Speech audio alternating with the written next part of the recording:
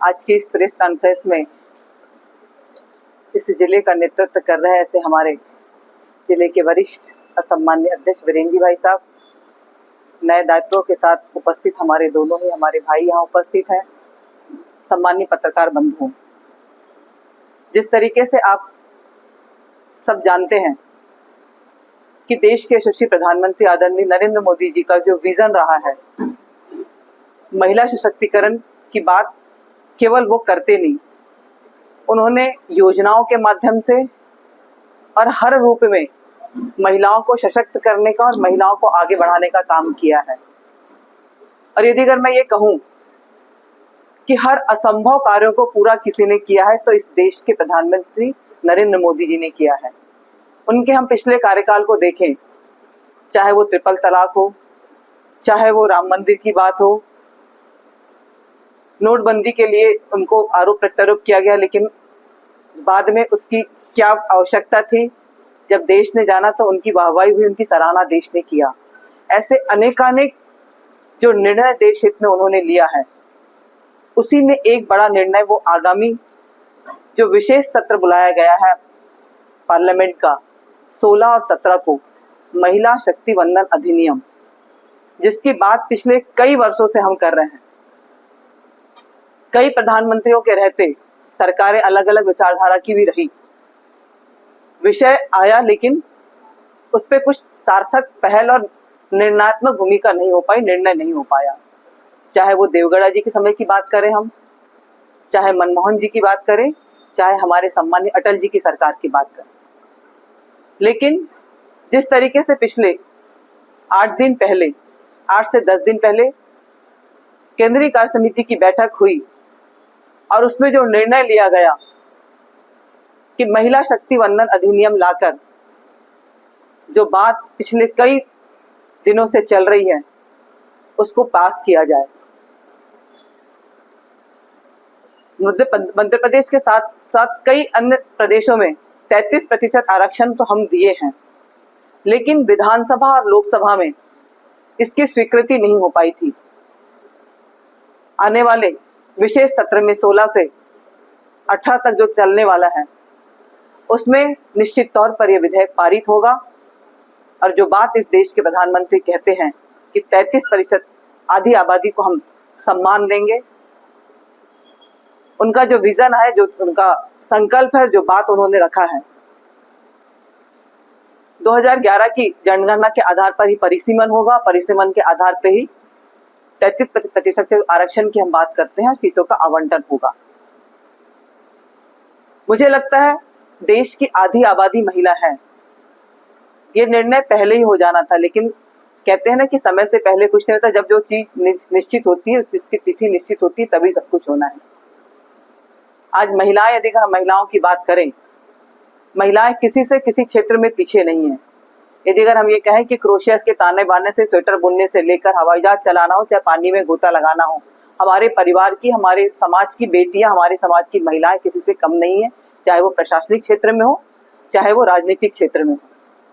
मुझे लगता है जो निर्णय पिछले सरकारों ने लिए हैं महिलाओं को आगे लाने का, महिलाओं को चाहे वो मुख्यमंत्री बनाने का हो, जिला पंचायत जनपद में आरक्षण के माध्यम से अध्यक्ष बनाने का हो, तो महिलाओं ने एक अच्छे कुशल नेतृत्व का परिचय दिया है और एक अच्छा प्रशासक बनने का दावा भी जो हम करते थे उसको साबित करने की बात की है।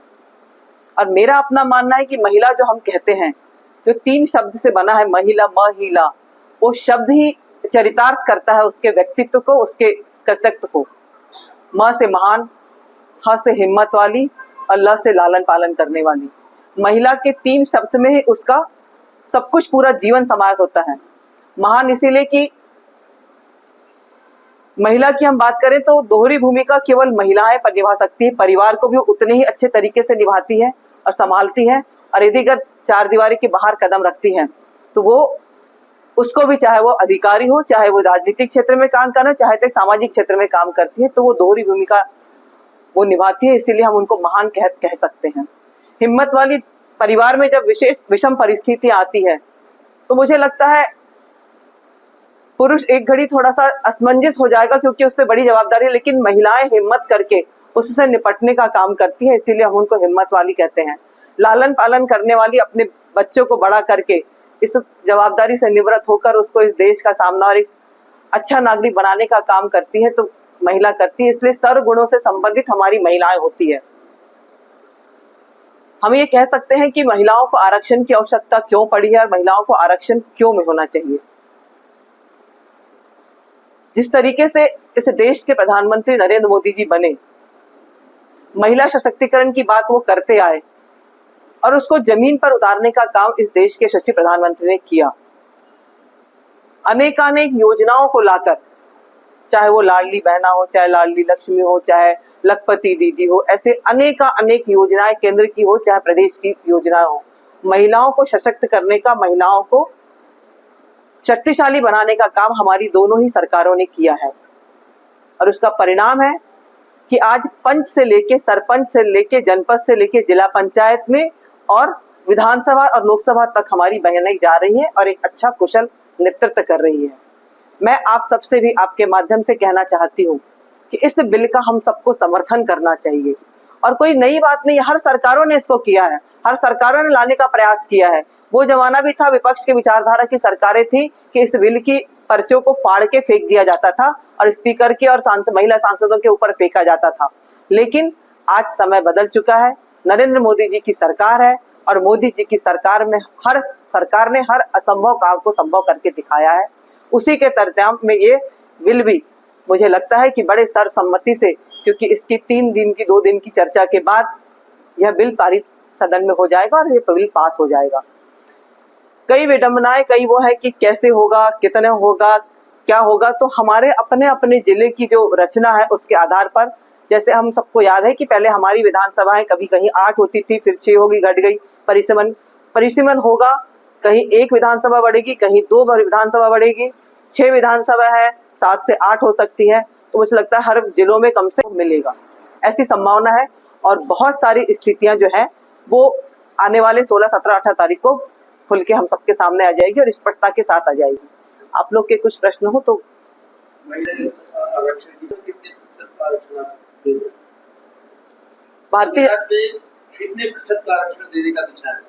भारतीय जनता पार्टी एकमात्र ऐसी पार्टी है जिसने राजनीतिक, चाहे चुनाव राजनीति के अलावा, संगठन में एकमात्र भारतीय जनता पार्टी है जो महिलाओं का प्रतिनिधित्व देती है।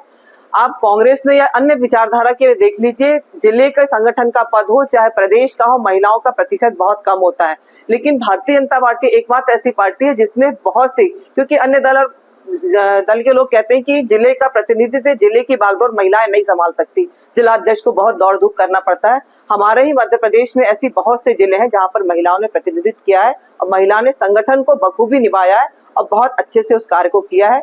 तो भारतीय जनता पार्टी में राजनीति के साथ साथ में संगठन में भी हमारा बहुत सम्मानजनक पद, सम्मानजनक आरक्षण देता है 30%।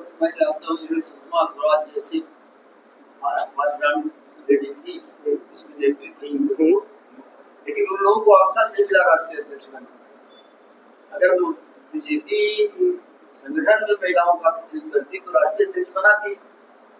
ये तो एक ही राष्ट्रीय अध्यक्ष नहीं, केवल अध्यक्ष की बात कर रहे हैं। जैसे हम बाहर बात करते हैं कि राजनीतिक, चुनावी राजनीति में हम के साथ साथ संगठन में भी, जैसे अध्यक्ष जी कह रहे हैं कि 33% हमारे यहाँ देते हैं। हाँ, ये अलग बात है कि किसी कारणों से राष्ट्रीय अध्यक्ष महिला आज तक नहीं बन पाई हो, लेकिन ये दिन दूर नहीं है कि हम राष्ट्रीय अध्यक्ष भी महिला, प्रदेश अध्यक्ष के साथ साथ में कभी ना कोई आने वाले समय में हमारा नेतृत्व महिला शक्ति करेगी। राष्ट्रपति में महिला पहला कभी नहीं, एक दलित महिला को बनाने का काम भारतीय जनता पार्टी ने की है। मुख्यमंत्री और प्रधानमंत्री बिल्कुल करेंगी, समय आने पर हर चीज, हर निर्णय के लिए, हर नेतृत्व करने के लिए तैयार है। दिल्ली का एक उदाहरण आपके सामने है, आगे देखते जाइए। मुख्यमंत्री सुषमा जी भी रही थी अभी, तो दिल्ली का उदाहरण आपके सामने है। दिल्ली जैसी जगह पर जो मतलब देश का दिल कहलाता है, मुख्यालय पर एक अच्छा प्रशासन चला रही है, तो कोई बड़ी बात नहीं है। आने वाले समय में और मुख्यमंत्री भी हमको देखने मिलेंगे तो अतिशयोक्ति नहीं होगी। महामंत्री लता वानखेड़े है, प्रदेश की महामंत्री लता वानखेड़े है जी। अच्छा, विंध्य क्षेत्र में हमारे क्षेत्र का विशेष महत्व है। इसके कार्य को ये माना जाता है कि हमारा शुभ कोण में आता है, इंसान कोण में, यहाँ से शुरू होता था प्रचार प्रसार कार्य। जब भारत दिया जाता था। नहीं नहीं, ऐसा दो महिलाएं ऐसा नहीं है। देखिए, शासन में मंत्री है, काम कर रहे हैं। संगठन में हो सकता है आप जैसे बोल रहे हैं, तो हमारी मंत्री महिलाएं हैं, और संगठन में जो घोषणाएं हुई हैं तो यही थमा नहीं है हमारा दल। हमारी अभी बहुत सी नियुक्तियां बाकी हैं, आने वाले समय में आयोग निगम है, बहुत से, आप आशावादी रहिए, जरूर नेतृत्व नहीं नहीं, ऐसा नहीं है। आपके जिले में तो 2 लोग पहुंच गए हैं, मैं जिस जिले से आती हूँ एक भी नहीं पहुंचा। तो ऐसा नहीं है कि हमारे जिले से कोई प्रदेश में नहीं पहुंच पाया तो हमारे जिले की अवहेलना हो रही है। ये भारतीय जनता पार्टी है, सबका हित सबके साथ लेके चलने वाली पार्टी है, कभी किसी को निराशा नहीं होती। हमारा कार्यकर्ता आधारित पार्टी है, का एक एक छोटे से छोटे कार्यकर्ता को महत्व मिलता है। क्योंकि हमारे संगठन मंत्री हुआ करते थे, वो हमेशा कहते थे कि चरेवेती कार्यकर्ता को अपने काम को करते रहना चाहिए। भारतीय जनता पार्टी की 2 आंखें पीछे भी है, वो देखती रहती है कौन कार्यकर्ता करे। हम, ये भारतीय जनता पार्टी है जिसमें परिवारवाद नहीं चलता, और एक छोटे से छोटे सामान्य कार्यकर्ता को भी वो बड़े से बड़े पद पे लाके बिठा देती है। उसका सबसे साक्षात और जीता जागता उदाहरण मैं खुद आपके सामने खड़ी हूँ। वर्तमान में मैं बहुत बड़े दायित्व में नहीं, संगठन में लंबे समय से काम की, 2 से 3 बार महामंत्री रही हूँ जिले की मेन बॉडी की। वर्तमान में केवल पार्षद थी। कभी हम कल्पना कर सकते हैं दूसरे दल वालों को कि पार्षद से सीधे पार्लियामेंट कोई भेजेगा, कि केवल भारतीय जनता पार्टी में होता है। तो हमारे यहाँ पार्टी और छोटे से छोटे कार्यकर्ता, महिलाओं का बहुत महत्व है, बहुत सम्मान पार्टी देती है, और अपने आप को मैं बहुत भाग्यशाली समझती हूँ कि मैं भारतीय जनता पार्टी की कार्यकर्ता हूँ।